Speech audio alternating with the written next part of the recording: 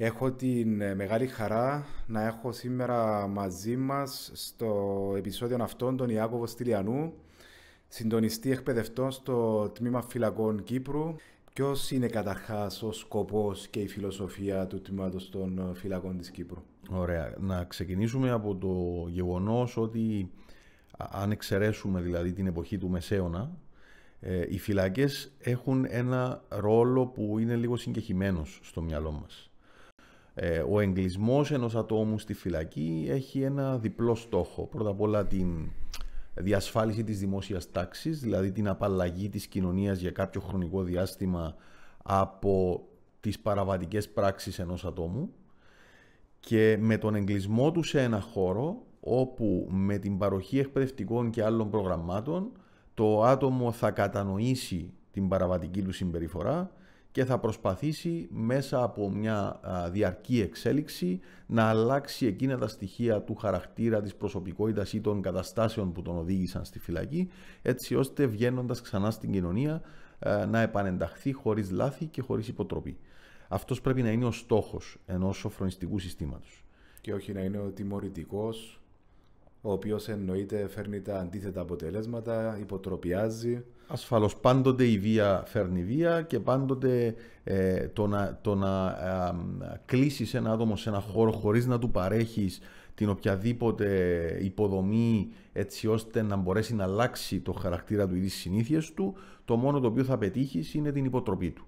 Έχουμε καταφέρει με τη συνεργασία, την πολύ καλή συνεργασία και του Υπουργείου Παιδείας, να χτίσουμε ένα πολύ καλά δομημένο εκπαιδευτικό σύστημα όσον αφορά τους κρατούμενους, το οποίο έχει πετύχει κάτι πολύ σημαντικό, την διασύνδεση του με την ελεύθερη κοινωνία.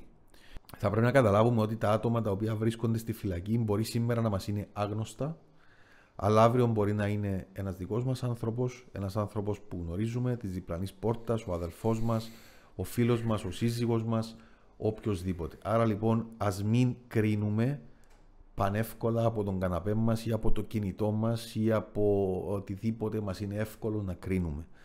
Ας μην κρίνουμε και ας δώσουμε το χέρι μας να αρπάξουμε αυτούς τους ανθρώπους και να τους δώσουμε ευκαιρίες για να μπορέσουν και αυτοί να συνεχίσουν τη ζωή τους από εκεί που την άφησαν.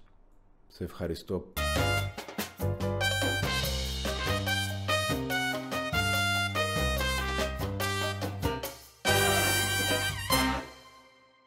Αγαπητοί φίλοι και φίλες, καλώς ήρθατε σε έναν ακόμη επεισόδιο Podcast Therapy.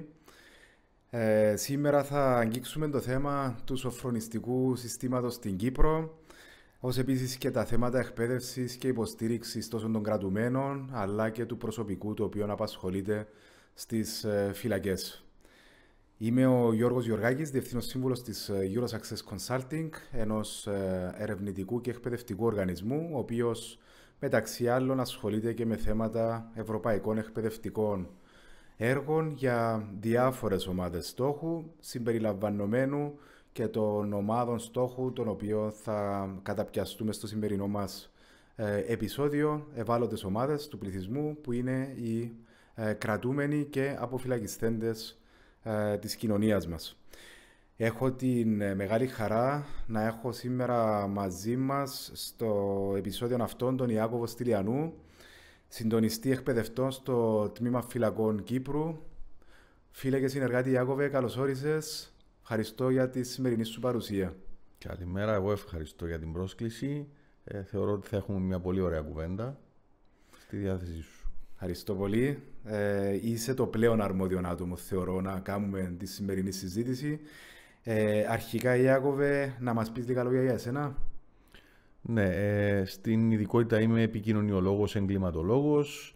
Συνεργάζομαι ως επιστημονικός συνεργάτης με το Τμήμα Φυλακών τα τελευταία 11 χρόνια και στην ουσία έχω αναλάβει από την ημέρα που έχω πάει στις φυλακές το στήσιμο, τη δημιουργία εκπαιδευτικών προγραμμάτων που στοχεύουν στην αναμόρφωση και τον σοφρονισμό των κρατουμένων και την ομαλή επανένταξη τους στην κοινωνία. Ωραία, πολύ ωραία. Ένας πολυεπίπεδος και απαιτητικός ρόλος, θα έλεγα εγώ, που γνωρίζουμε τα πεπραγμένα και τις προσπάθειες σας, τα οποία θα αναλύσουμε και στη συνέχεια. Να ξεκινήσουμε λίγο με τη γενική εικόνα των φυλακών στην Κύπρο. Ποιος είναι καταρχάς ο σκοπός και η φιλοσοφία του τμήματος των φυλακών της Κύπρου? Ωραία. Να ξεκινήσουμε από το γεγονός ότι αν εξαιρέσουμε δηλαδή την εποχή του Μεσαίωνα, οι φυλακές έχουν ένα ρόλο που είναι λίγο συγκεχημένος στο μυαλό μας. Ο ρόλος των φυλακών δεν πρέπει να είναι τιμωρητικός. Η τιμωρία επιβάλλεται από το δικαστήριο με τη στέρηση της ελευθερίας του ατόμου. Ο εγκλισμός ενός ατόμου στη φυλακή έχει ένα διπλό στόχο. Πρώτα απ' όλα την διασφάλιση της δημόσιας τάξης, δηλαδή την απαλλαγή της κοινωνίας για κάποιο χρονικό διάστημα από τις παραβατικές πράξεις ενός ατόμου, και με τον εγκλισμό του σε ένα χώρο όπου με την παροχή εκπαιδευτικών και άλλων προγραμμάτων το άτομο θα κατανοήσει την παραβατική του συμπεριφορά και θα προσπαθήσει μέσα από μια διαρκή εξέλιξη να αλλάξει εκείνα τα στοιχεία του χαρακτήρα, της προσωπικότητας ή των καταστάσεων που τον οδήγησαν στη φυλακή, έτσι ώστε βγαίνοντας ξανά στην κοινωνία να επανενταχθεί χωρίς λάθη και χωρίς υποτροπή. Αυτός πρέπει να είναι ο στόχος ενός σοφρονιστικού συστήματος. Και όχι να είναι ο τιμωρητικός, ο οποίος εννοείται φέρνει τα αντίθετα αποτελέσματα, υποτροπιάζει. Ασφαλώς, πάντοτε η βία φέρνει βία και πάντοτε το να κλείσεις ένα άτομο σε ένα χώρο χωρίς να του παρέχεις την οποιαδήποτε υποδομή έτσι ώστε να μπορέσει να αλλάξει το χαρακτήρα του ή τις συνήθειες του, το μόνο το οποίο θα πετύχεις είναι την υποτροπή του. Μάλιστα. Να δούμε λίγο την τρέχουσα εικόνα στις φυλακές μας. Έχουμε και μια καινοτομία, θα έλεγα, όσον αφορά τους αριθμούς, τα άτομα, η χωροθέτηση γενικά των φυλακών μας. Να μας περιγράψεις λίγο την κοινωνία, πώς είναι χωροθετημένη. Να πούμε ότι οι φυλακές της Κύπρου, το κτηριακό συγκρότημα, εν πάση περιπτώσει, των φυλακών της Κύπρου, χρονολογείται από το 1896.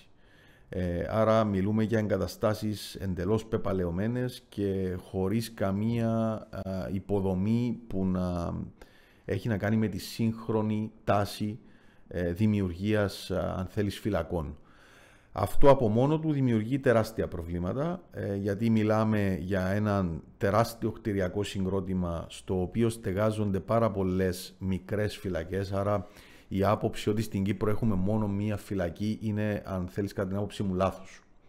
Στην Κύπρο έχουμε ένα τεράστιο κτηριακό συγκρότημα φυλακών, στο οποίο εμπεριέχονται πολλές μικρές φυλακές υπό τη διεύθυνση ενός διευθυντή. Ενώ αν δούμε παραδείγματα του εξωτερικού, θα δούμε ότι οι φυλακές είναι πιο μικρές σε έκταση, διαχωρίζονται ανάλογα με τον πληθυσμό και κάθε κτηριακό συγκρότημα φυλακών έχει το δικό του διευθυντή, ο οποίος είναι εξειδικευμένος σε συγκεκριμένη διαχείριση συγκεκριμένου πληθυσμού, συγκεκριμένα χαρακτηριστικά, που αυτό στην Κύπρο δημιουργεί ένα πολύ μεγάλο ζήτημα, πέραν βέβαια από το γεγονός ότι μιλάμε για κτηριακές εγκαταστάσεις του 1896, όπου σχεδιάστηκαν για να φιλοξενήσουν ένα αλφα πληθυσμό και σήμερα φιλοξενούν σχεδόν τον τετραπλάσιο πληθυσμό. Οπότε αν τα πιάσουμε συγκεκριμένα, Ιάκωβε, όσον αφορά άνδρες, γυναίκες, ανήλικους κτλ., έχουμε λίγο τα αριθμητικά στοιχεία.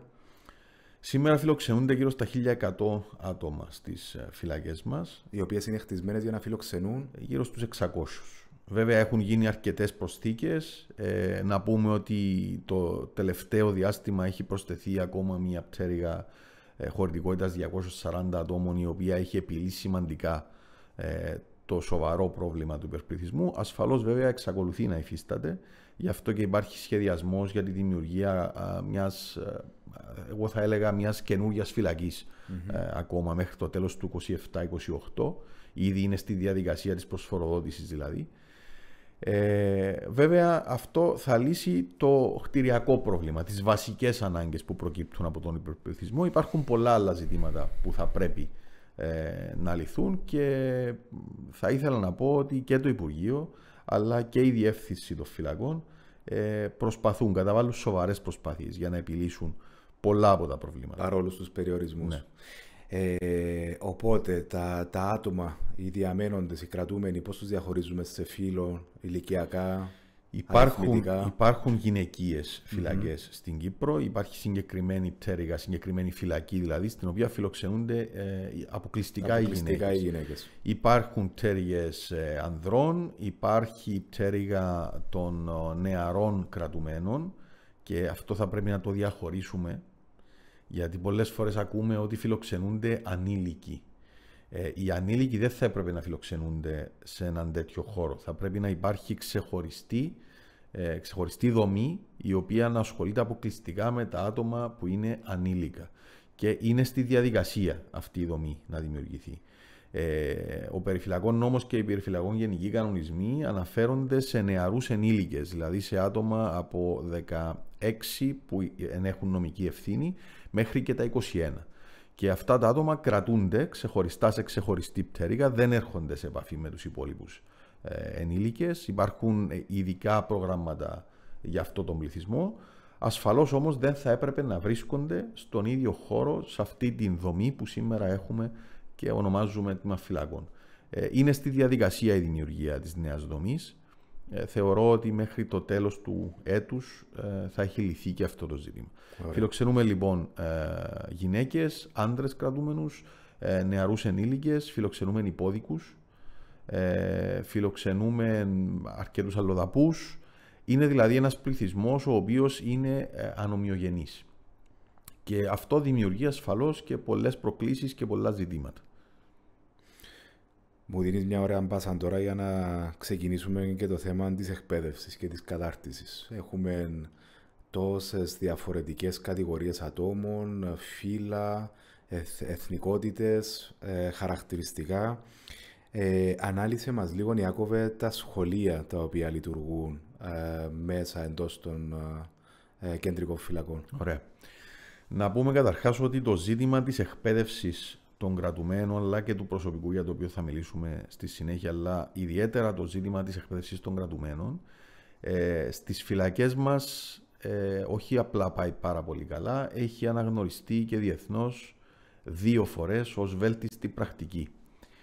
Και θα εξηγήσουμε και τους λόγους για τους οποίους έχει αναγνωριστεί ως βέλτιστη πρακτική. Έχουμε καταφέρει με τη συνεργασία, την πολύ καλή συνεργασία και του Υπουργείου Παιδείας, να χτίσουμε ένα πολύ καλά δομημένο εκπαιδευτικό σύστημα όσον αφορά τους κρατούμενους, το οποίο έχει πετύχει κάτι πολύ σημαντικό, την διασύνδεση του με την ελεύθερη κοινωνία. Είτε από τα έξω προς τα μέσα, δηλαδή είτε από την ελεύθερη κοινωνία προς τις φυλακές, είτε από τα μέσα προς τα έξω. Δηλαδή κάποιος που ξεκινά μέσα στις φυλακές να μπορεί να συνεχίσει την εκπαιδευτική του διαδικασία αποφυλακιζόμενος. Και κατά τη διάρκεια, ναι, και κατά τη διάρκεια της κράτησης. Το εκπαιδευτικό σύστημα χωρίζεται σε 4 βασικούς πυλώνες. Ο πρώτος πυλώνας αφορά την τυπική εκπαίδευση.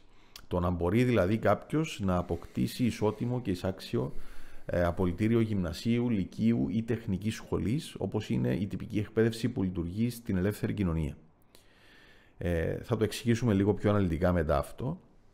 Ο δεύτερος πυλώνας έχει να κάνει με την άτυπη εκπαίδευση επιμορφώση, δηλαδή προγράμματα που έχουν να κάνουν με γλώσσες, τέχνες, προγράμματα δηλαδή που δεν στοχεύουν στην απόκτηση κάποιου τίτλου σπουδών, αλλά στοχεύουν στην περαιτέρω ανάπτυξη του ατόμου. Έχουμε τον τρίτο πυλώνα που έχει να κάνει με τα προγράμματα επαγγελματικής κατάρτισης, δηλαδή είναι προγράμματα πιστοποιημένα, ταχύρυθμα, τα οποία μπορεί να οδηγήσουν στην απόκτηση γνώσεων και δεξιοτήτων που μπορούν να μετατραπούν άμεσα σε μια επαγγελματική δραστηριότητα. Και επιλέγουμε κυρίως προγράμματα που είναι πολύ πιο εύκολη η αυτοεργοδότηση παρά η εργοδότηση. Γιατί κακά τα ψέματα είναι και ένα κομμάτι ο στιγματισμός που θεωρώ ότι θα το αναπτύξουμε λίγο στη συνέχεια. Ναι. Άρα λοιπόν προσπαθούμε μέσα από προγράμματα ταχύρυθμα επαγγελματικής κατάρτισης να δώσουμε εκείνα τα εφόδια όπου κάποιος αποκτώντας τις γνώσεις και τις δεξιότητες μπορεί να εργαστεί και από μόνος του, πολύ εύκολα. Τέτοια προγράμματα, για παράδειγμα, είναι οι εγκαταστάτες φωτοβολταϊκών συστημάτων, οι συντηρητές κλιματιστικών μονάδων, οι κομμωτές, η ονυχοπλαστική, το επαγγελματικό μακιγιάζ που είχαμε κάνει τέτοια προγράμματα και με επιτυχία. Έχουμε δηλαδή παραδείγματα σοβαρά επιτυχημένα. Και το τέταρτο κομμάτι είναι το κομμάτι της ανώτατης εκπαίδευσης, όπου άτομα τα οποία επιθυμούν να διευρύνουν τον κύκλο των σπουδών τους σε ανώτερο ή ανώτατο επίπεδο, μέσα από τη συνεργασία κυρίως με ιδιωτικά πανεπιστήμια, και όχι γιατί δεν θέλουμε τα κρατικά, αλλά είναι πολύ πιο εύκολη η διαδικασία με τα ιδιωτικά πανεπιστήμια, τα οποία έχουν αναπτύξει σε μεγάλο βαθμό την εξαποστάσεως εκπαίδευση. Επιτρέπουμε σε κρατούμενους οι οποίοι το επιθυμούν να σπουδάσουν υπό συνθήκες εποπτείας εξαποστάσεως σε διάφορα προγράμματα σπουδών. Αυτή τη στιγμή έχουμε 11 φοιτητές. Είχαμε φτάσει διάστημα που είχαμε και 19. Είχαμε φοιτητή ο οποίος αποφοίτησε σε μεταπτυχιακό στη διοίκηση επιχειρήσεων και είχαμε και κρατούμενο φοιτητή ο οποίος ξεκίνησε διδακτορικό μέσα από τη φυλακή. Επιτυχημένα δηλαδή παραδείγματα. Οπότε έχουμε ναπτές, σημαντικές επιτυχίες και καλά παραδείγματα ατόμων τα οποία έχουν την ευκαιρία ή δεύτερη ευκαιρία για θέματα εκπαίδευσης ανάπτυξης. Οπότε με την επανένταξη τους στην κοινωνία μπορούν να έχουν ανεπτυγμένες συγκεκριμένες ικανότητες ή να συνεχίσουν τον δρόμο τον οποίο είχαν επιλέξει προτού ενταχθούν στις φυλακές και έτσι να μπορούν να συνεχίσουν την ζωή μετά τις φυλακές ως δεύτερη ευκαιρία. Ακριβώς αυτός είναι ο στόχος. Αυτό πρέπει να είναι οι φυλακές. Γιατί πολλές φορές έχουμε στο μυαλό μας ότι ναι, μπαίνει κάποιος στη φυλακή και περνάει καλά, σπουδάζει. Ξέρω εγώ, έχω ακούσει πάρα πολλές φορές και την έννοια του ότι έχουν γίνει οι φυλακές παιδική χαρά κλπ. Καμία φυλακή δεν είναι παιδική χαρά.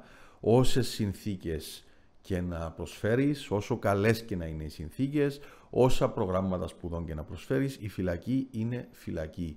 Η στέρηση της ελευθερίας είναι εγώ θα έλεγα ένα από τα σημαντικότερα αγαθά, και όσο καλές και να κάνεις τις συνθήκες, η φυλακή παραμένει φυλακή. Οπότε συνοπτικά, Ιάκωβε, πόσα σχολεία έχουμε και πόσους δασκάλους απασχολούμε? Αυτή τη στιγμή λειτουργούμε 10 σχολεία εντός της φυλακής και ένα 11ο που λειτουργεί εκτός της φυλακής, πάλι με κρατούμενους. Δεν θα μπορέσω να αναφερθώ περαιτέρω σε αυτό το κομμάτι. Στο σύνολο λοιπόν λειτουργούμε 11 σχολικές μονάδες, οι οποίες λειτουργούν με το ίδιο ακριβώς πρόγραμμα καθημερινά. Για να μπορέσουμε να καταλάβουμε γιατί έχουμε 11 σχολεία. Όπως είπα και προηγουμένως, έχουμε ένα τεράστιο κτηριακό συγκρότημα, άρα φανταστείτε μια πολύ μεγάλη πόλη με πολλά μικρά χωριά εντός αυτής. Το κάθε χωριό για τους δικούς του λόγους θα πρέπει να είναι αυτόνομο, άρα λοιπόν υπάρχει ανάγκη σε κάθε τέτοιο μικρό χωριό να υπάρχει και ένα σχολείο. Στο σύνολο δραστηριοποιούνται στα σχολεία μας 42 εκπαιδευτές, εκ των οποίων οι 25 είναι με απόσπαση από το Υπουργείο Παιδείας. Είναι κανονικά δηλαδή καθηγητές που θα διδάσκαν και σε ένα σχολείο στην ελεύθερη κοινωνία.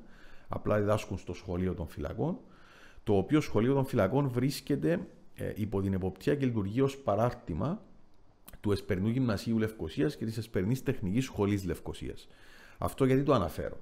Γιατί σε κανένα πιστοποιητικό το οποίο δίδεται δεν αναγράφεται η λέξη φυλακή. Άρα το πιστοποιητικό το οποίο παίρνει κάποιος με τη συμμετοχή του στα σχολεία των φυλακών δεν αναγράφει πουθενά ότι είναι ένα πιστοποιητικό το οποίο λήφθηκε μέσα στη φυλακή, και αυτό ασφαλώς γίνεται για σκοπούς και ισοτιμίας, αλλά και για να μπορέσει κάποιος να αποφύγει το στιγματισμό, δίδοντας κάπου αυτό το πιστοποιητικό το οποίο αλλά έχει έτσι για αλλιώς τα κριτήρια, τα πρότυπα είναι εισάξια με τα... Είναι και εισάξια και τη χάνουν και αξιολογήσεων. Θα τολμούσα να πω ότι οι αξιολογήσεις που γίνονται μπορεί να είναι και πιο αυστηρές από ένα σχολείο στην ελεύθερη κοινωνία. Κατανοητό. Οπότε με βάση τα όσα μας έχεις αναφέρει μέχρι στιγμής για τα σχολεία και γενικά το σύστημα της εκπαίδευσης, λαμβάνοντας υπόψη και την ιδιάζουσα κατάσταση της χωροθέτησης, αντιλαμβάνομαι ότι και ο δικός σου ρόλος ως συντονιστής του όλου εκπαιδευτικού συστήματος είναι αρκετά απαιτητικός. Να ήθελα τώρα λίγο να μας αναλύσεις τα κύρια καθήκοντα του ατόμου, το οποίο συντονίζει την όλη την καθημερινή την προσπάθεια και την διασφάλιση της αποτελεσματικότητας 11 καθημερινών σχολείων και του συντονισμού 40 και πλέον εκπαιδευτών. Ναι. Ο συντονισμός είναι μια βασική ανάγκη, γι' αυτό και χρειάζεται το να υπάρχει εκεί ένα άτομο το οποίο να συντονίζει όλη αυτή τη διαδικασία.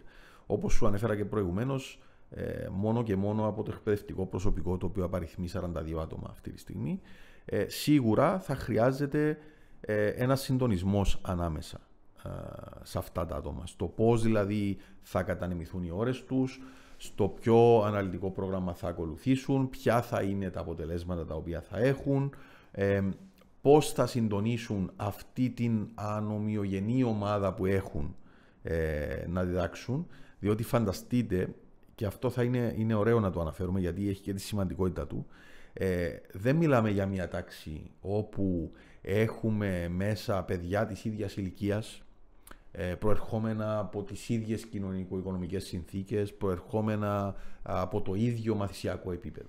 Μιλάμε για ένα συνοθήλευμα ατόμων.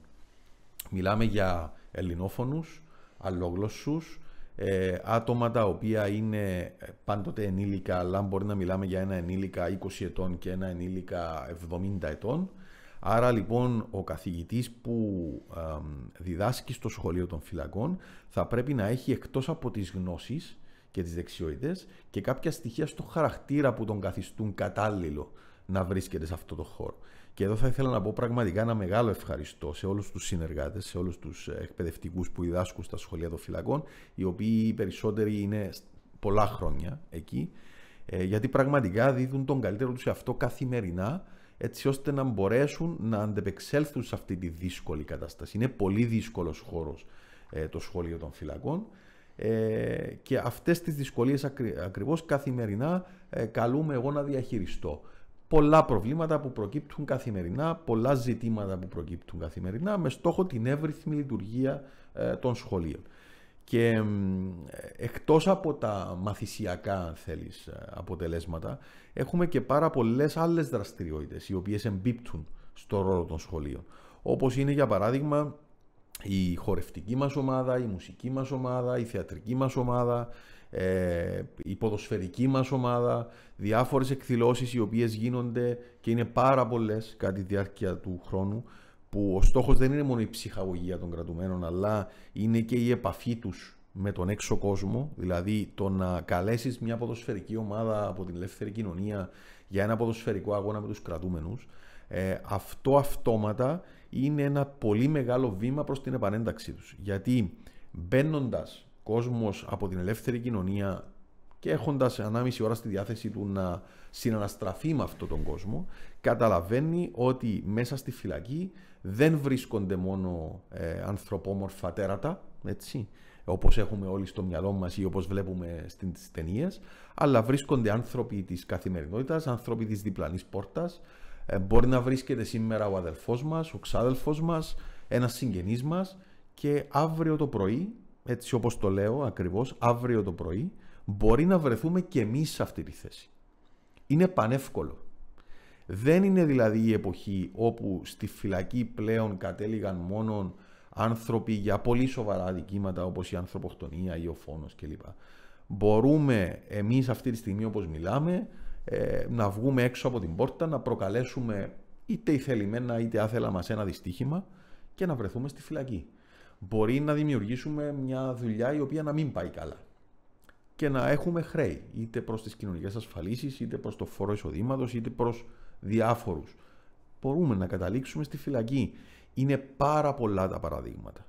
Ακόμα όμως και στο πιο ιδεχθές έγκλημα, αδίκημα, χωρίς να θέλω ασφαλώς να αιτιολογήσω ή να δικαιολογήσω το αδίκημα, εάν μπει στη διαδικασία να ψάξεις τους λόγους για τους οποίους κάποιος έφτασε σε αυτό το αδίκημα, ακόμα και για το πιο ιδεχθές, θα βρεις πίσω κάποιους λόγους.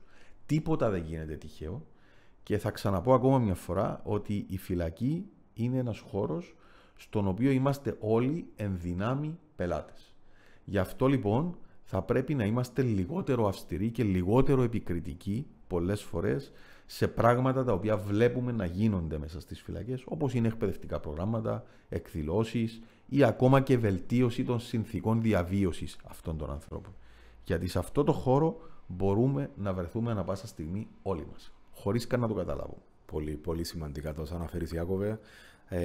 Σημαντικότερο το να προσπαθούμε να μην κρίνουμε, χωρίς να υπάρχει ο λόγος, να προσπαθούμε να κατανοούμε όσο το δυνατόν μπορούμε και με την θέση μας να προσπαθούμε να βοηθούμε και να υποστηρίζουμε ο καθένας που το δικό του μετερίζει, είτε είμαι άτομο εμπειρογνώμονας, είτε ένας οργανισμός ή ομάδα, όπως είχες αναφέρει, όσο μπορούμε να βοηθήσουμε αυτήν την κοινωνία, η οποία είναι ένα μέρος μας και μόνο να την αποδεχτούμε και την αγκαλιάσουμε, να τη βοηθήσουμε να περπατήσει αύριο και πάλι μαζί μας, γιατί όπως ανέφερες και εσύ, είναι ένας από εμάς. Ο καθένας είναι ένας από εμάς εντός αυτής της κοινωνίας. Να τα πούμε και στη συνέχεια.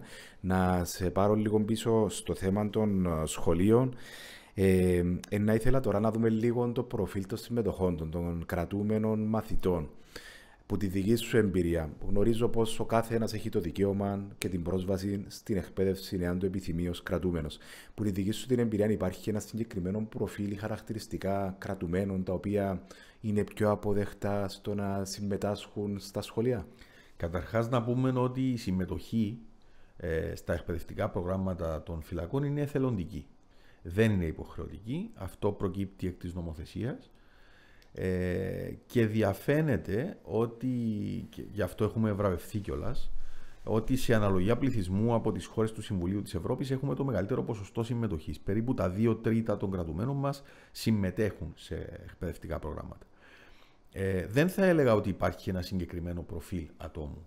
Έχουμε δει δηλαδή ανθρώπους, ακόμα και μεγάλης ηλικίας, έχουμε δει ανθρώπους οι οποίοι έχουν φτάσει ακόμα και στο επίπεδο του διδακτορικού τίτλου, να βρίσκονται για κάποιο λόγο στη φυλακή και να επιλέγουν στο να συμμετέχουν σε εκπαιδευτικά προγράμματα.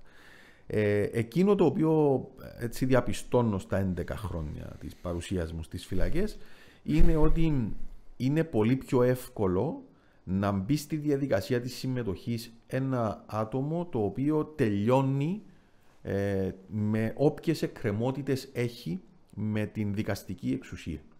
Και τι εννοώ? Ένα άτομο το οποίο είναι υπόδικο ακόμα, δηλαδή ακόμα περιμένει να εκδικαστεί η υπόθεση του, να δει ποια θα είναι η ποινή του κλπ. Οι έγνοιες που έχει είναι άλλες.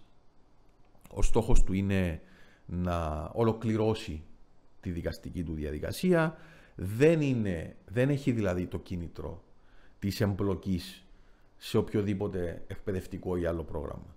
Γι' αυτό λοιπόν και βλέπουμε ότι η παρουσία των υποδίκων στην εκπαιδευτική διαδικασία είναι χαμηλή. Όταν ένας υπόδικος μετατραπεί σε κατάδικο, δηλαδή ολοκληρώσει τη δικαστική του διαδικασία και του επιβληθεί η ποινή από το δικαστήριο, αμέσως μετά βλέπουμε ότι σιγά σιγά κινητοποιείται. Είναι πιο αποδεκτό. Και ο λόγος είναι γιατί έχει πλέον μπροστά του ένα χρόνο, όπου ένα διάστημα το οποίο θα πρέπει να εκτελέσει μια ποινή μέσα στη φυλακή, και αυτός ο χρόνος θα πρέπει να είναι δημιουργικός. Αλλιώς είναι βασανιστικά αργός και δεν περνά. Γι' αυτό λοιπόν και βλέπουμε ότι συνήθως τα άτομα τα οποία καταδικάζονται αμέσως μετά και με την παρότριση βέβαια τη δική μας μπαίνουν στο σύστημα και σιγά σιγά εμπλέκονται. Ξεκινούν στην αρχή με ένα μάθημα, με 2, με 3, με 4 και σιγά σιγά εμπλέκονται σε όλη τη διαδικασία. Οπότε τα άτομα που έχουν μια πιο ξεκαθαρή εικόνα στην πορεία της διαβίωσης τους στις φυλακές είναι πιο επιρρεπή, πιο θετικά στο να συμμετάσχουν στα σχολεία. Πιο θετικά, και επίσης να πω ότι τα άτομα με πολύ μεγάλες ποινές είναι συνήθως και οι πιο συνεργάσιμοι κρατούμενοι γενικώς, αλλά και τα άτομα τα οποία συμμετέχουν περισσότερο στην εκπαιδευτική διαδικασία, γιατί ακριβώς ο χρόνος που υπάρχει μπροστά τους θα πρέπει να τύχει διαχείρισης και από τους ίδιους. Διαφορετικά είναι απλά ένας βασανιστικά αργός χρόνος. Βεβαίως, βεβαίως. Από την πλευρά του το τμήμα φυλακών έχει κάποιες συγκεκριμένες ενέργειες που υποστηρίζει, που δίνει κίνητρα προς τους κρατούμενους ούτως ώστε να συμμετάσχουν στα σχολεία? Ναι. Και εκ της νομοθεσίας πηγάζει ότι τα οποιαδήποτε προνόμια μπορεί να τύχει, τον οποιοδήποτε προνομίο μπορεί να τύχει ένας κρατούμενος, και αυτά μπορεί να είναι η άδεια, Μπορεί να είναι η ένταξη στην ανοιχτή φυλακή, μπορεί να είναι η ένταξη στο κέντρο καθοδήγησης και εξωτερηματικής απασχόλησης και αποκατάστασης ή ακόμα και για κάποιες κατηγορίες κρατουμένων το μέτρο έκτησης ποινής με κατοίκον περιορισμό, με ηλεκτρονική επιτήρηση δηλαδή με το βραχιολάκι, προϋποθέτουν κατά τη διάρκεια της αξιολόγησης και της χορήγησης αυτών των προνομίων καλή διαγωγή και εργατικότητα. Επομένως, η καλή διαγωγή και εργατικότητα είναι άμεσα συνυφασμένη με τα εκπαιδευτικά προγράμματα και όχι μόνο με τα εκπαιδευτικά προγράμματα και με τα ψυχολογικά προγράμματα που υπάρχουν, γιατί υπάρχουν και άλλες υπηρεσίες που παρέχουν άλλα προγράμματα και τα προγράμματα απεξάρτησης, αν θέλεις, που λειτουργούν μέσα στις φυλακές. Όλα λοιπόν αυτά λειτουργούν υπέρ της καλής διαγωγής και της εργατικότητας ενός κρατούμενου. Ακόμα και όταν θα έρθει η ώρα της αξιολόγησης για αποφυλάκηση επαδεία, δηλαδή για το Συμβούλιο του Ανεξάρτητο που λειτουργεί, που μπορεί να αποφυλακίσει κάποιον υπό όρους, δηλαδή να εκτίσει την ποινή του στην κοινότητα υπό επιτήρηση, όλα αυτά τυχάνουν αξιολόγησης και μετρού. Βεβαίως, βεβαίως. Ωραία, οπότε για να ολοκληρώσουμε λίγο το κομμάτι των σχολείων και της εκπαίδευσης, από ό,τι μπορεί κάποιος να αντιληφθεί, το όλο σύστημα το οποίο λειτουργεί και η καθημερινή προσπάθεια τόσο από εσένα όσο και από την ομάδα σου για τη διεύθυνση, θεωρώ ότι παίζει πολύ σημαντικό ρόλο στα άτομα τα οποία βεβαίως είναι αποδεκτά και αποδέχονται αυτή την υποστήριξη όσον αφορά και την επανακατάρτιση δεξιοτήτων αλλά και δημιουργία νέων, ούτως ώστε να είναι και πιο παραγωγικός, δημιουργικός και με έναν επιπλέον νόημα ο χρόνος έκτησης της ποινής, αλλά και να έχουν και τα απαιτούμενα εχέγγυα και εφόδια κατά την επανένταξη τους και στην κοινωνία και στην αγορά εργασίας. Να πάμε τώρα, Ιάκωβε, να πάρουμε το θέμα του προσωπικού των φυλακών. Γενικά, πώς είναι η συμβίωση, η επικοινωνία μεταξύ προσωπικού και κρατουμένου? Κοίταξε, ασφαλώς υπάρχει διαχωριστική γραμμή και έτσι πρέπει να είναι. Όπως υπάρχει διαχωριστική γραμμή ανάμεσα στο γονέα και στο παιδί, ασφαλώς υπάρχει και διαχωριστική γραμμή ανάμεσα στον επαγγελματία και τον κρατούμενο. Δεν θα έλεγα όμως ότι οι σχέσεις είναι εχθρικές ή υπάρχει τιμωρητικότητα του προσωπικού απέναντι στους κρατούμενους. Το προσωπικό είναι εκεί για να βοηθήσει, είναι μέσα στα καθήκοντα του ούτως ή άλλως. Και πραγματικά είμαι ευτυχής να πω ότι το προσωπικό το οποίο υπάρχει στις φυλακές, η πλειονότητα του προσωπικού, λειτουργεί υπέρ αυτού του μοντέλου. Δηλαδή της προσπάθειας να βοηθηθεί ο κρατούμενος, να επανενταχθεί στην κοινωνία, να βοηθηθεί ακόμα και σε προσωπικά του ζητήματα με την οικογένεια του. Γιατί, ξαναλέω, και μέσα στη φυλακή υπάρχουν άνθρωποι με οικογένειες, με παιδιά, με συζύγους, με προβλήματα στην καθημερινότητα τους. Δεν θα δεις μία μέρα την ίδια στις φυλακές. Κάθε μέρα είναι διαφορετική. Όπως και κάθε άνθρωπος μπορεί να ξυπνήσει ένα πρωί και να μην είναι καλά, το ίδιο συμβαίνει και με ένα άτομο το οποίο βρίσκεται εγκλειστό σε αυτό το χώρο. Άρα λοιπόν έχει την ανάγκη να μιλήσει σε κάποιον, έχει την ανάγκη να συμβουλευτεί κάποιον και ναι, πολλές φορές το προσωπικό παίζει το ρόλο και του συμβούλου και του ψυχολόγου και του φίλου και πολλών καταστάσεων. Ασφαλώς βέβαια υπάρχει και μια μικρή μερίδα του προσωπικού και αυτό έχει διαφανεί στην πορεία των χρόνων, το οποίο δεν μπορεί να ανταποκριθεί σε αυτά τα καθήκοντα και σιγά σιγά φαίνεται ότι το ίδιο το σύστημα τον αποβάλλει. Οπότε με βάση όλα αυτά που περιγράφεις όσον αφορά τη σχέση και την καθημερινότητα, αντιλαμβανόμαστε πως υπάρχουν και αυξημένες απαιτήσεις προς το προσωπικό των φυλακών, ούτως ώστε να εκτελεί αποτελεσματικά τα καθήκοντα του. Για τούτον τον λόγο υπάρχει ένα εξειδικευμένο σύστημα εκπαίδευσης και για το προσωπικό των φυλακών. Ναι, υπάρχει η Ακαδημία Σοφρονιστικών Υπαλλήλων, η οποία αυτή τη στιγμή λειτουργεί σε άτυπη μορφή, άτυπη βάση. Υπάρχει όμως εξαγγελία του Προέδρου της Δημοκρατίας και απόφαση Υπουργικού Συμβουλίου και βρίσκεται στη διαδικασία αυτή τη στιγμή η αναγνώριση της ως τριτοβάθμιο ίδρυμα εκπαίδευσης, το οποίο θα παρέχει και αναγνωρισμένο μονοετές πιστοποιητικό επιμόρφωσης αυτή τη στιγμή. Πέραν όμως τούτου, να πω ότι τα μαθήματα τα οποία προσφέρονται στην Ακαδημία Σοφρονιστικών Υπαλλήλων και για τους νεοεισερχόμενους σοφρονιστικούς υπαλλήλους αλλά και για το υφιστάμενο προσωπικό είναι και αρχικής κατάρτισης και περιοδικής κατάρτισης Και να πω ότι και μέσα από πάρα πολλά ευρωπαϊκά προγράμματα στα οποία συμμετέχουμε και σε αρκετά από τα οποία έχουμε διεκπεραιώσει μαζί με την Eurosuccess, και σε ευχαριστούμε ιδιαίτερα για την ευκαιρία που μας έχεις δώσει να συμμετέχουμε σε πολλά προγράμματα, την χάνουν εκπαίδευσης τα μέλη του προσωπικού, και να πω ότι έχουν και αυξημένο ενδιαφέρον να εκπαιδευτούν. Και πάντα μιλάω για την πλειονότητα του προσωπικού. Έτσι. Ωραία. Οπότε βλέπουμε πως υπάρχει και μια αρχική αλλά και συνεχή εκπαίδευση του προσωπικού σε σχέση με τα καθήκοντα, τις ανάγκες που προκύπτουν κτλ. Ναι, τόσο στην Κύπρο όσο και στο εξωτερικό. Δηλαδή υπάρχουν και περιπτώσεις όπου μέλη του προσωπικού μεταβαίνουν στο εξωτερικό, είτε για ανταλλαγή καλών πρακτικών, είτε για σκοπούς εκπαίδευσης. Ακριβώς. Και σε αυτό το σημείο να ήθελα να το αναλύσουμε το κομμάτι, τον ευρωπαϊκό παράγοντα και ορίζοντα που διαδραματίζονται στις φυλακές μας. Καταρχάς, Ιάκωβε, να έλεγες ότι το Τμήμα Φυλακών Κύπρου αποτελεί έναν καλό πρότυπο φυλακής για το εξωτερικό, για την Ευρώπη τουλάχιστον. Όσον αφορά τις συνθήκες διαβίωσης των κρατουμένων, επειδή είχα την ευκαιρία να επισκεφθώ πάρα πολλές φυλακές, θα πω ότι είμαστε σε ένα πολύ πολύ καλό επίπεδο. Εκείνο στο οποίο, αν θέλεις, υστερούμε, είναι σε κάποια κομμάτια της νομοθεσίας μας, η οποία είναι, θα τολμούσα να πω, δεν θα έλεγα πεπαλαιωμένη, αλλά έχει γραφτεί το 1997. Χρειάζεται, επιδέχεται αλλαγών. Πρέπει να συμβαδίσει σε πολλά σημεία με την ευρωπαϊκή νομοθεσία, με τις ευρωπαϊκές συστάσεις. Υπάρχουν επιτροπές σήμερα, καταξιωμένες επιτροπές, όπως είναι η Επιτροπή Πρόληψης των βασανιστήριων και της απάνθρωπης και εξευτελιστικής μεταχείρισης, η λεγόμενη CPT, η οποία επισκέπτεται και τις δικές μας φυλακές και κάνει κατά καιρούς συστάσεις, με τις οποίες ασφαλώς και θα πρέπει να συμμορφωνόμαστε. Και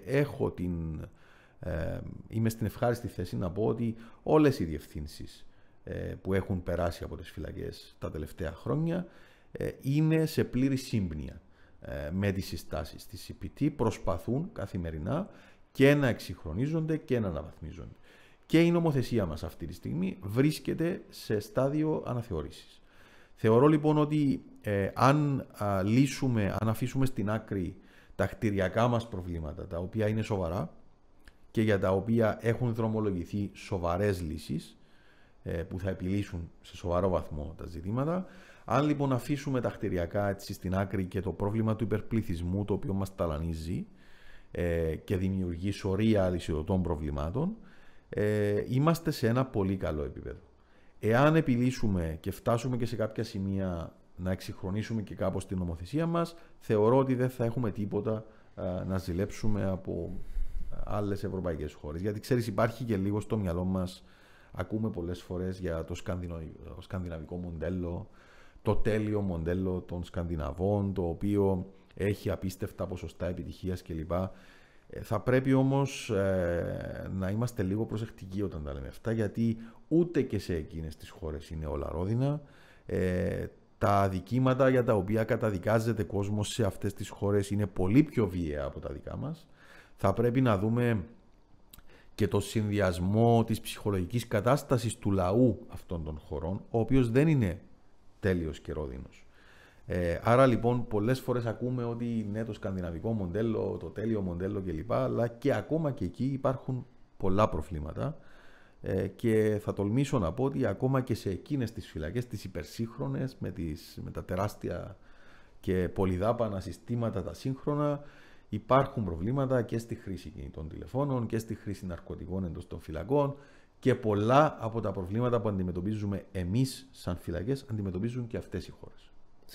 Συμφωνώ απόλυτα μαζί σου, γιατί πήγαμε σε αρκετές φυλακές στο εξωτερικό και μαζί, μέσω της συμμετοχής μας σε ευρωπαϊκά προγράμματα. Σε αυτό το σημείο, λόγω και της δικής μας εξειδίκευσης, να ήθελα να πω λίγα λόγια για τα ευρωπαϊκά προγράμματα του Τμήματος Φυλακών Κύπρου. Αρχικά να πω πως εδώ και περισσότερο από 12-13 χρόνια όλες οι διευθύνσεις διαχρονικά των φυλακών ήταν θετικές και επιζητούσαν τα ευρωπαϊκά προγράμματα της συμμετοχής του Τμήματος Φυλακών Κύπρου σε ευρωπαϊκά προγράμματα, ούτως ώστε και να ανταλλάξουν καλές πρακτικές, να λάβουν, αλλά και να συνδημιουργήσουν καλές πρακτικές με άλλες ευρωπαϊκές χώρες.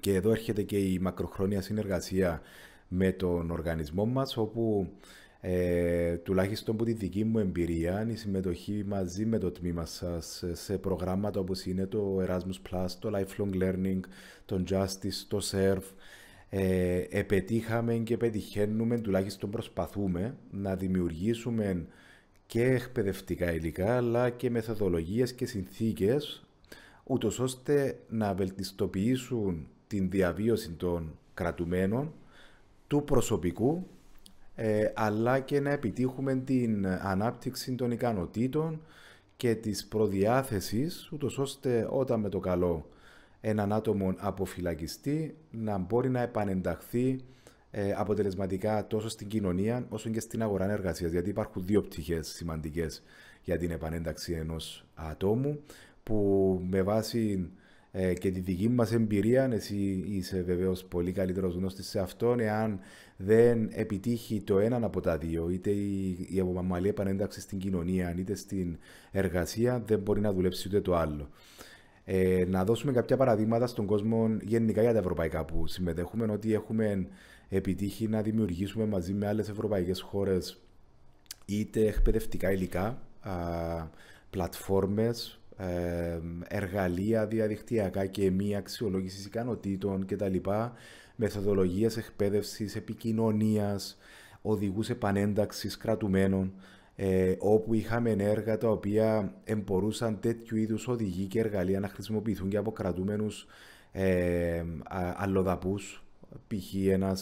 έναν άτομο από άλλη ξένη χώρα, ο οποίος αποφυλακίζεται από την Κύπρο, από τις φυλακές της Κύπρου, μπορούσε να υποφεληθεί των οδηγών επανένταξης, ο οποίος δημιουργήθηκε από τον εταίρο της χώρας του στο συγκεκριμένο πρόγραμμα. Οπότε η επίδραση, το impact που έχουν τα έργα μας δεν περιορίζονται για εμάς μόνο στον τομέα της Κύπρου, αλλά βοηθούμε και συνεργαζόμαστε με όλες τις χώρες. Είναι πάρα πολύ σημαντικό. Και κλείνοντας να πω και κάτι πιο ευθέο impact το οποίο έχουν τα έργα, όπως το είχες αναφέρει και εσύ, τόσο η συμμετοχή μαζί με εσάς, τους εμπειρογνώμονες, τους λειτουργούς των φυλακών, τους ψυχολόγους και τα λοιπά, τη διεύθυνση των φυλακών, σε διάφορες άλλες φυλακές, αλλά και συναφή οργανισμούς, όπου ελάβαμε καλές πρακτικές, είδαμε τι μπορεί να λειτουργά καλύτερα ή μη σε σχέση με τις δικές μας φυλακές, αλλά πήραμε και καθημερινό προσωπικό, το οποίο ήρθε σε επαφή με προσωπικό από άλλες φυλακές. Φιλοξενήσετε και φιλοξενήσαμε προσωπικό φυλακών από άλλες χώρες, όπου πάλι έγινε η ίδια διαδικασία για μεταφορά και υιοθέτηση καλών πρακτικών. Αλλά εκείνο τουλάχιστον που με άγγιξε εμένα προσωπικά ήταν η ευκαιρία που είχαμε να πάρουμε μαζί μας στο εξωτερικό πρώην αποφυλακιστέντες νεαρούς. Νεαρούς οι οποίοι ήταν προγράμματα που συμμετείχαν 5-6 ευρωπαϊκές χώρες. Φέραμε σε επαφή 2-3 άτομα νεαρά αποφυλακιστέντα από την κάθε χώρα σε μια συγκεκριμένη χώρα, όπου για μια περίοδο 1-2 εβδομάδες ήρθαν σε επαφή, ανταλλάξαν τη δική τους εμπειρία, εγνωριστήκαν, ελάβαν εκπαίδευση μαζί όλοι από εμάς και από την πυρογνώμονες ως εκπαιδευτές, ούτως ώστε να τους βοηθήσουμε να επαναξεκινήσουν ή να ξεκινήσουν την επαγγελματική τους πορεία στη χώρα τους. Και τα συγκεκριμένα άτομα είχαν παρουσιάσει την εμπειρία τους στην τελετή λήξης του σχολείου σας, και εδώ να πούμε ότι το επιστέγασμα της προσπάθειας σας στο τέλος του κάθε χρόνου είναι και η τελετή λήξης των σχολείων, όπου και άτομα από την καθημερινή κοινωνία εκτός των φυλακών έχουν την ευκαιρία να παρακολουθήσουν. Μια πολύ όμορφη εκδήλωση κάθε χρονιά και είναι τιμή μας που συμμετέχουμε και την παρακολουθούμε. Στη συγκεκριμένη χρονιά τα άτομα, τα νεαρά άτομα, οι αποφυλακιστέντες μοιραστήκαν την εμπειρία και είχαν πει συγκεκριμένα πως αν δεν ήταν το πρόγραμμα, δεν υπήρχε ένα άλλο άτομο ή οργανισμός στην έξω κοινωνία να μας δώσει την ευκαιρία και να μας αποδεχτεί. Οπότε ήταν το σε έναν μοναδικό εφόδιο και υποστήριξη για να μπορούν να προχωρήσουν. Οπότε θεωρώ ότι τέτοιου είδους πρωτοβουλίες, οι οποίες αναλαμβάνονται από εσάς εδώ και πάρα πολλά χρόνια, και μπράβο σας, πρέπει και το κράτος αλλά και η κοινωνία να σας υποστηρίξει περαιτέρω, ώστε ακόμη περισσότερες πρωτοβουλίες να μπορούν να υιοθετηθούν στην κοινωνία των φυλακών. Να πούμε ότι τα ευρωπαϊκά προγράμματα ασφαλώς είναι ένα εξαιρετικό εργαλείο, το οποίο χρειαζόμαστε ως τμήμα φυλακών, γιατί ακριβώς όπως ανέφερες παράγεται υλικό, ανταλλάζονται εμπειρίες. Να πω ότι από τα προγράμματα τα οποία έχουμε εκπονήσει μαζί, το υλικό υπάρχει και χρησιμοποιείται ακόμα και σήμερα. Αξιοποιείται ακόμα και σήμερα. Όπως βεβαίως και από άλλα προγράμματα στα οποία έχουμε συμμετάσχει με άλλους οργανισμούς. Βεβαίως. Επίσης το γεγονός ότι εμείς συμμετέχουμε ως εταίροι σε προγράμματα, αυτό μας δίνει και εμάς την δυνατότητα να αναπτύξουμε, αν θέλεις, τις γνώσεις μας, τις δεξιότητες μας, έτσι ώστε οι ιδέες τις οποίες έχουμε να μπορέσουμε να τις εφαρμόσουμε μέσα από ένα ευρωπαϊκό πρόγραμμα και να τις υλοποιήσουμε ανταλλάζοντας εμπειρίες. Έτσι, να θυμίσω ένα τελευταίο τέτοιο παράδειγμα, όπου είχαμε εμείς την ιδέα και την ανάγκη για την δημιουργία και την ανταλλαγή πρακτικών αναφορικά με μια πολύ ιδιαίτερη ομάδα κρατουμένων που είναι οι σεξουαλικοί παραβάτες, στην οποία μας είχε βοηθήσει η Eurosuccess. Είχαμε γράψει μια ευρωπαϊκή πρόταση, η οποία έλαβε χρηματοδότηση. Και το τμήμα ήταν και ο συντονιστής. Το τμήμα ήταν ο συντονιστής και βαθμολογήθηκε και ως βέλτιστη πρακτική, μάλιστα, στην Ευρωπαϊκή Ένωση, το συγκεκριμένο έργο σε ευρωπαϊκό επίπεδο. Άρα λοιπόν είναι αμοιβαίο το όφελος από την συμμετοχή σε ευρωπαϊκά προγράμματα, και ασφαλώς και τα επιδιώκουμε, ασφαλώς και τα θέλουμε. Και ασφαλώς και η εμπειρία που ανέφερες προηγουμένως με την ανταλλαγή ατόμων τα οποία είχαν αποφυλακιστεί ήταν μια μοναδική εμπειρία. Έχει τύχει να συναντηθώ με άτομα που συμμετείχαν σε αυτό το πρόγραμμα και ακόμα έχουν να το θυμούνται και να το διηγούνται. Πολύ σημαντικά, Ιάκωβε. Πολύ σημαντικά. Τα ευρωπαϊκά προγράμματα που έχουν να κάνουν με τέτοιου είδους ευάλωτες ομάδες, για εμένα, γιατί ως οργανισμός ασχολούμαστε με όλους τους τομείς της κοινωνίας, θεωρώ ότι είναι τα προγράμματα τα οποία μπορούν να δώσουν πιο άμεσα την επίδραση των αποτελεσμάτων και την ωφελημότητα. Και πάντοτε είμαστε πάρα πολύ θετικοί στο να αναλάβουμε πρωτοβουλίες για την υποστήριξη περαιτέρω οποιασδήποτε ευάλωτης ομάδας. Επίσης, Γιώργο, μου επιτρέπεις να πω κάτι ακόμα για τα ευρωπαϊκά προγράμματα, το οποίο επίσης θεωρώ σημαντικό.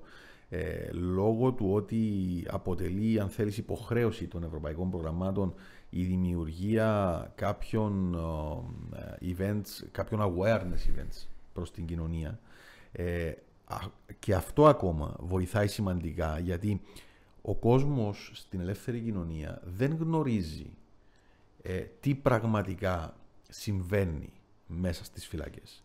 Ότι μέσα στις φυλακές υπάρχουν άνθρωποι οι οποίοι προσπαθούν να καλλιεργήσουν δεξιότητες. Δεν λέω όλοι, έτσι. Αλλά υπάρχει μια πολύ μεγάλη μερίδα αυτών των ανθρώπων, οι οποίοι έχουν αντιληφθεί το λάθος το οποίο έχουν υποπέσει και προσπαθούν, πραγματικά προσπαθούν, να αναπτύξουν δεξιότητες και ικανότητες που θα τους βοηθήσουν να επανενταχθούν στην κοινωνία. Άρα λοιπόν, μέσω των ευρωπαϊκών προγραμμάτων, το να δώσουμε στον κόσμο, το να δώσουμε στην κοινωνία να καταλάβει ότι ναι, υπάρχουν άνθρωποι οι οποίοι έχουν υποπέσει σε λάθος, προσπαθούν όμως να αλλάξουν τη ζωή τους και κάποιος πρέπει να τους δώσει την ευκαιρία να την αλλάξουν. Εάν εμείς σαν κοινωνία, σαν ελεύθερη κοινωνία, δεν δώσουμε την ευκαιρία σε αυτά τα άτομα να επανενταχθούν, το όφελος δεν θα είναι, δηλαδή το όφελος της επανένταξης ωφελεί πρώτα απ' όλα την κοινωνία, την ελεύθερη κοινωνία. Εάν δηλαδή δεν βοηθήσω ένα άτομο το οποίο ήταν χρήστης ουσιών και λόγω της χρήσης των ουσιών, προέβαινε σε κλοπές και διαρρήξεις. Εάν αυτό το άτομο κατά τη διάρκεια της παραμονής του στη φυλακή δεν το βοηθήσω να απεξαρτηθεί να κατανοήσει ότι το να εισβάλλεις σε μια ξένη περιουσία και να κλέβεις δημιουργεί πολλαπλά ζητήματα. Αν δεν καταφέρω να του περάσω αυτό το μήνυμα μέσα στη φυλακή, και αν όταν αυτό το άτομο θα βγει από τη φυλακή δεν το απορώ από το χέρι να του δείξω μια άλλη μορφή της ζωής, εκείνος ο οποίος θα πάθει ζημιά ξανά είναι η ίδια κοινωνία, γιατί θα επιστρέψει το άτομο εκεί ακριβώς που ξέρει.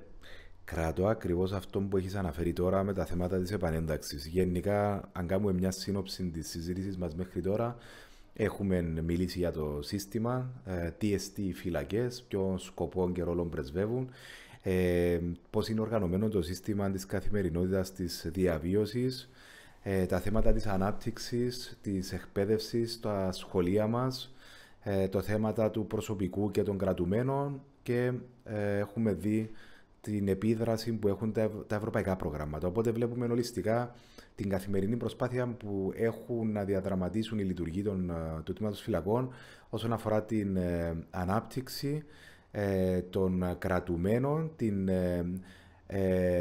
την διαβίωση τους, αλλά και την προετοιμασία τους για την επανένταξη τους. Οπότε θα έλεγε κάποιος ότι γίνονται αρκετές προσπάθειες ως προς το να λάβουμε το αποτέλεσμα το οποίο χρειαζόμαστε. Τώρα, επιθυμούμε. Τώρα, όταν ένας κρατούμενος αποφυλακίζεται, ποιες είναι οι κύριες προκλήσεις, δυσκολίες, προβλήματα, κενά τα οποία αντιμετωπίζει? Ωραία. Να ξεκινήσω από την περιγραφή στην οποία προέβης για το τι συμβαίνει εντός της φυλακής. Και επειδή σε καμία περίπτωση δεν μ' αρέσει να ωρεοποιώ ή να τελειοποιώ τα πράγματα, θα πω ότι ναι, γίνονται πάρα πολλές προσπάθειες εντός της φυλακής, υπάρχουν προβλήματα, υπάρχουν και θα υπάρχουν προκλήσεις, και ασφαλώς μέσα στην δική μας φυλακή, την οποία γνωρίζουμε, δεν είναι όλα τέλεια όσον αφορά ακόμα και το εκπαιδευτικό κομμάτι, το οποίο έχει βραβευθεί, όπως αναφέραμε 2 φορές. Υπάρχουν πάντοτε περιθώρια βελτίωσης και πάνω σε αυτά προσπαθούμε. Μέσα όμως στη φυλακή γίνονται πάρα πολλά πράγματα. Δίνονται ευκαιρίες. Δίνονται τρόποι απόκτησης δεξιοτήτων, ανάπτυξης ικανοτήτων. Γίνονται προσπάθειες για να μπορέσει ένας κρατούμενος να αντιληφθεί τι τον οδήγησε στην παραβατική του συμπεριφορά, ποια είναι τα ζητήματα τα οποία πρέπει να αντιμετωπίσει. Δυστυχώς, από την ημέρα της αποφυλάκησης του, ένα άτομο βρίσκεται στο απόλυτο κενό. Δηλαδή, παρά τη στήριξη που δέχεται εντός της φυλακής και παρά τις προσπάθειες που καταβάλλονται, και σε πολλά σημεία ακόμα και σε πράγματα που δεν είναι δουλειά των φυλακών. Και θα εξηγήσω. Δεν είναι ρόλος της φυλακής, για παράδειγμα, να διασυνδέσει έναν κρατούμενο με την αγορά εργασίας. Τυπικά λέγοντας. Ούτε στην νομοθεσία υπάρχει πουθενά, ούτε στα σχέδια υπηρεσίας του προσωπικού υπάρχει πουθενά, ούτε ο Ιάκωβος ο Στυλιανού είναι υπεύθυνος να έχει επαφές με εργοδότες έτσι ώστε να βοηθήσει στην επανένταξη, την εργασιακή επανένταξη ενός κρατούμενου. Αυτό θα έπρεπε να είναι δουλειά του συστήματος εκτός της φυλακής. Να πω λοιπόν ότι με λύπη μου λέω ότι δεν υπάρχει μια καλά οργανωμένη κατάσταση η οποία θα μπορέσει να πάρει έναν άνθρωπο από το χέρι όταν θα βγει από τη φυλακή, να τον καθοδηγήσει σε εκείνες τις διαδικασίες που χρειάζονται έτσι ώστε να μπορέσει να εξασφαλίσει τα πιο βασικά πράγματα που χρειάζεται ένας άνθρωπος βγαίνοντας από τη φυλακή. Και ποια είναι αυτά? Πού θεωρείς, Ιάκωβο, ότι βρίσκεται αυτή η έλλειψη? Θα το αναφέρω. Ποια είναι αυτά? Η στέγαση, η σύντηση και η εργασία. Και μετά πάμε στη ψυχολογική υποστήριξη, την αποδοχή, την αποβολή του στιγματισμού κλπ. Πρώτα λοιπόν, αν ιεραρχήσουμε λίγο τις ανάγκες, είναι η στέγαση, είναι η σύντηση, είναι οι οικονομικές ανάγκες που γνωρίζουμε όλοι πάρα πολύ καλά πόσο δύσκολες είναι οι συνθήκες διαβίωσης στην ελεύθερη κοινωνία. Εκείνο το οποίο υπάρχει σήμερα και λειτουργεί είναι απλά και τολμώ να το πω, δεν έχω κόλλημα να το αναφέρω, υπάρχει ένα σύστημα γραφειοκρατικό το οποίο μπορεί να προσφέρει ή να παρέχει μια καθοδήγηση στο πώς μπορεί κάποιος να εξασφαλίσει ένα επίδομα, μικρό επίδομα, όπως είναι και το ελάχιστο εγγυημένο εισόδημα, παροδικό κλπ. Αυτό δεν είναι η λύση στην επανένταξη ενός κρατουμένου. Το να παρέχεις επιδοματική πολιτική δεν αποτελεί λύση στην επανένταξη. Εκείνο που αποτελεί λύση στην επανένταξη είναι να αντιμετωπίσεις έναν άνθρωπο που αποφυλακίζεται ισότιμα, να του δώσεις ευκαιρίες και να τον αντιμετωπίσεις ως έναν άνθρωπο το οποίο του παρέχει τη δυνατότητα να ξαναρχίσει τη ζωή του από την αρχή. Και αυτό σημαίνει, ξαναλέω, στέγαση, σύντηση, εργασία. Ξεκινώ από το τελευταίο, του εργασία.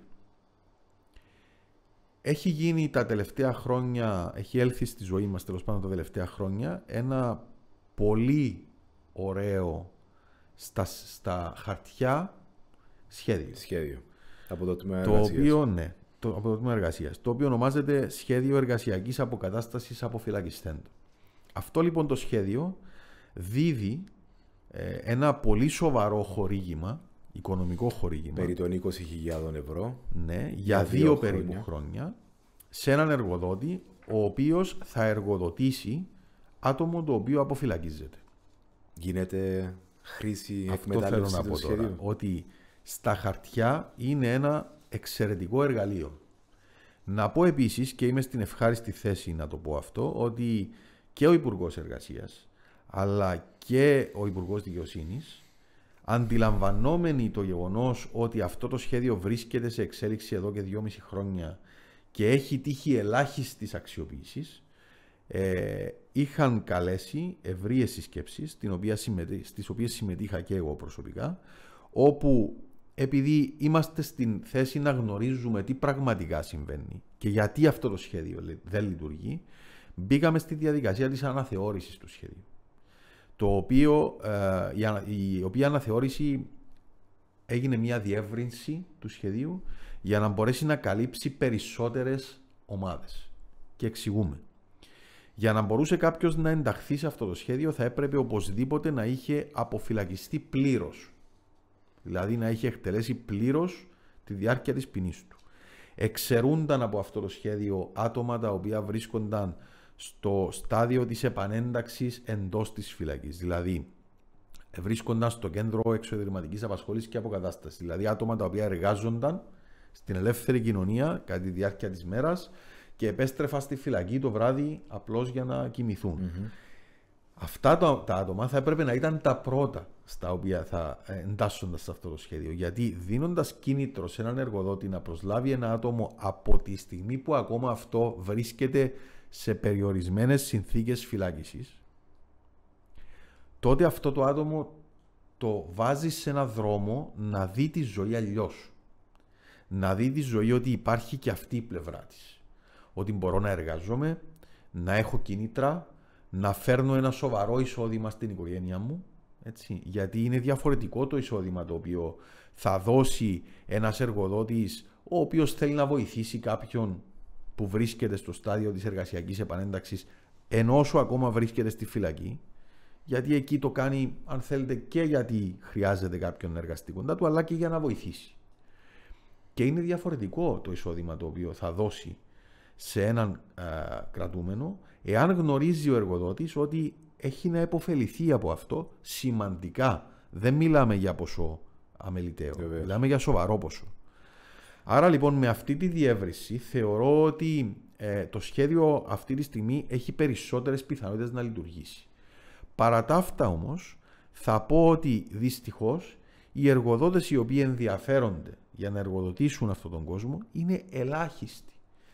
Και παρά το γεγονός ότι υπάρχει ένα σοβαρό οικονομικό κίνητρο, υπάρχει ακόμα στα μυαλά μας, στην ψυχολογία μας, αν θέλει, στην ιδιοσυγκρασία μας ως λαός, ότι ναι, δεν μπορούμε, δεν θέλουμε. Δεν μπορώ να εμπιστευτώ. Δεν μπορώ να εμπιστευτώ εύκολα.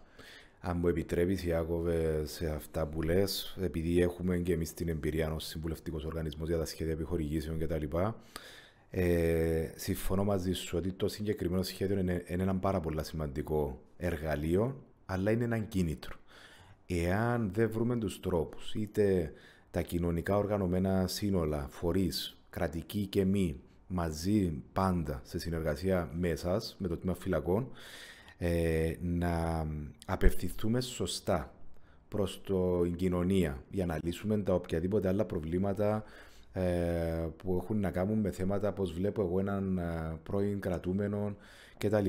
Αλλά και των εργοδοτών. Πώς ο εργοδότης μπορεί να εμπιστευτεί και να επενδύσει πάνω σε τα άτομα τα οποία έχουν τεράστιες ικανότητες και εμπειρίες, τα οποία είδα εγώ ήδη ισόμμαση μέσα στα σχολεία σας, τότε θα μείνει και θα παραμείνει έναν απλό, σημαντικό μεν, αλλά απλό εργαλείο. Θεωρώ ότι πρέπει να γίνουν δράσεις κοινές, οι οποίες να φέρουν σε επαφή τον επιχειρηματικό κόσμο μαζί με τους κρατούμενους κατά τη διάρκεια της κράτησης, ούτως ώστε να γνωρίσει ο εργοδότης τα συγκεκριμένα άτομα και τον πληθυσμό ότι ένα άτομα όπως εμάς με τις συγκεκριμένες ικανότητες έχουν τις ικανότητες πιθανόν που ψάχνω κτλ. Και να ξεκινήσει μια σχέση ακόμα και κατά τη διάρκεια της κράτησης. Και γιατί το λέω τούτο?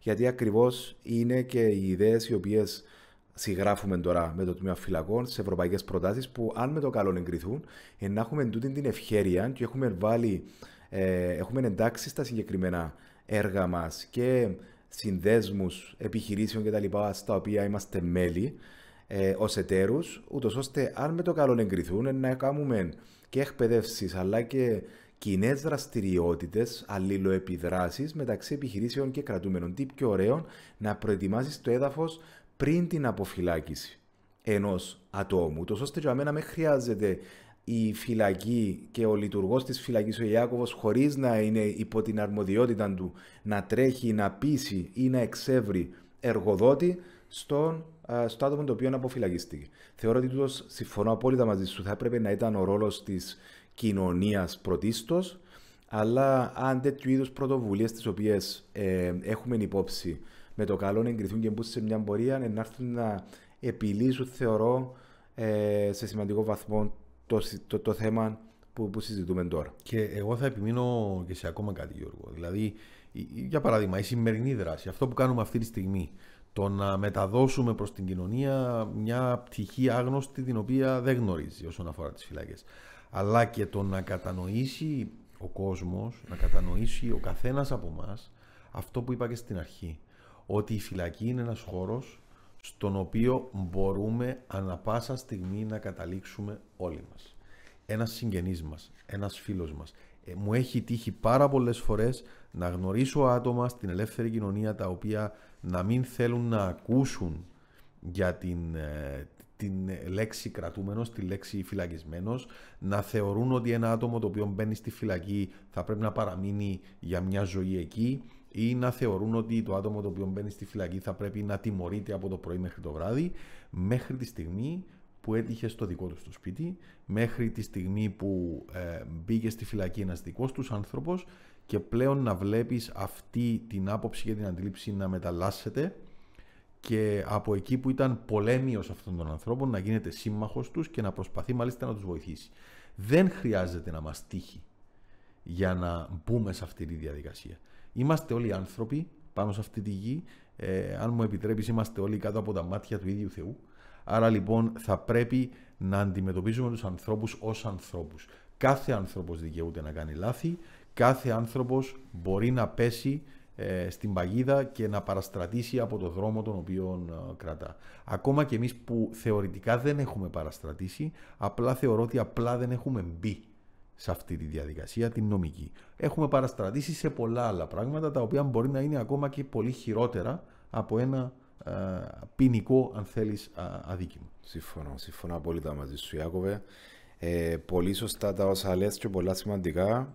Γενικά, εγώ έχω την άποψη ότι ο ρόλος της κοινωνίας και των πολιτών εμάς είναι πάρα πολλά σημαντικός. Είναι καιρός να αλλάξει τούτη νοοτροπία, τούτη εικόνα, γιατί στο τέλος της ημέρας, όπως είπες και εσύ, τα άτομα είναι από την κοινωνία τη δική μας που βγαίνουν. Μπορεί αύριο να είμαστε εμείς να πρέπει να διανύσουμε τούτο το ταξίδι, το δύσκολο. Οπότε με το να υποστηριχθούν τα άτομα από εμάς, από την κοινωνία, τους κοινωνικούς εταίρους κτλ. μειώνουμε την υποτροπή, την επιστροφή, ας το πούμε πιο κατανοητά, των ατόμων στις φυλακές, γιατί κακά τα ψέματα, όταν έναν άτομο δεν μπορεί να εκπληρώσει τις βασικές του ανάγκες που ανέφερες, όπως είναι η συζήτηση, η στέγαση, η εργασία, η οικονομική ευχέρεια, η αποδοχή, η ψυχολογική από τους οικείους, από τους φίλους, από τους συγγενείς, είναι έναν τεράστιο κεφάλαιο που να αγγίξουμε πολύ ευχαριστώ σε έναν επόμενο επεισόδιο. Η μόνη του λύση είναι να πάει πίσω εκεί που θεωρεί πως ανήκει. Και έτυχε πολλές φορές, ξέρεις τα καλύτερα, απλά λέω τα εγώ εκ μέρους της κοινωνίας, ότι και από την εμπειρία που είχα μαζί σας, ότι δυστυχώς πολλά άτομα, ακριβώς γιατί δεν υπάρχει αυτή η αποδοχή από την κοινωνία αλλά και από τον δικό τους περίγυρο, προτιμούν να υποτροπιάσουν, να κάνουν το ίδιο ή πιο σοβαρό έγκλημα, ούτως ώστε να επιστρέψουν πίσω στη φυλακή, γιατί εκεί ένιωσαν ότι ανήκουν και εκεί τους είχαν αποδεχτεί τόσο οι συγκρατούμενοι αλλά και το προσωπικό το οποίο προσπαθούσαν καθημερινά να τους υποστηρίξει. Ναι, είναι με λύπη που θα το πω αυτό, αλλά ναι, υπάρχουν μονάδες βέβαια, έτσι, λίγοι άνθρωποι, οι οποίοι στη φυλακή έχουν όνομα. Λέγονται Γιώργος, λέγονται Ανδρέας, λέγονται Κώστας. Στην ελεύθερη κοινωνία είναι απλά ο άστεγος, ναι, ο παρακατιανός, ο πρώην κρατούμενος, ο τοξικοεξαρτώμενος. Και ναι, υπάρχουν άτομα, κάποιες μονάδες, τις οποίες τις έχω δει πολλές φορές να βγαίνουν και να επιστρέφουν και να αποφυλακίζονται και να επανέρχονται στη φυλακή, και όταν τους ρωτήσεις θα σου πούν ότι ναι, προτιμώ να είμαι εδώ, γιατί εδώ έχω να πιάτω φαΐ, έχω μια στέγη πάνω από το κεφάλι μου και έχω και δύο ανθρώπους να πω δύο κουβέντες που θα με αντιμετωπίσουν ως Κώστα, ως Ανδρέα, ως Γιάννη και όχι ως τον περιθωριακό της κοινωνίας. Είναι πραγματικά λυπηρό αυτό το πράγμα. Είχαμε περίπτωση ατόμου το οποίο δεν ήθελε να αποφυλακιστεί, γιατί δεν ήξερε πού να πάει. Είχαμε άτομο το οποίο αποφυλακίστηκε και το βράδυ ήρθε στην πύλη και μας ζητούσε φαγητό γιατί δεν είχε πού να πάει.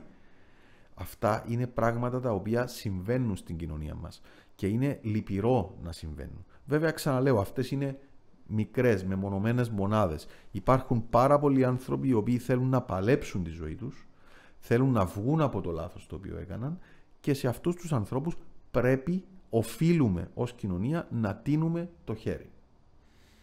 Ευχαριστώ, Ιάκωβε. Κοντεύουμε προς την ολοκλήρωση της συζήτησης μας. Θα ήθελα σε αυτό το σημείο να μου πεις ως Ιάκωβος ποιο είναι το όραμα του Ιάκωβου για το μέλλον στις φυλακές. Είναι λίγο σχήμα οξύμορο να μιλάς για φυλακές και να έχεις όραμα.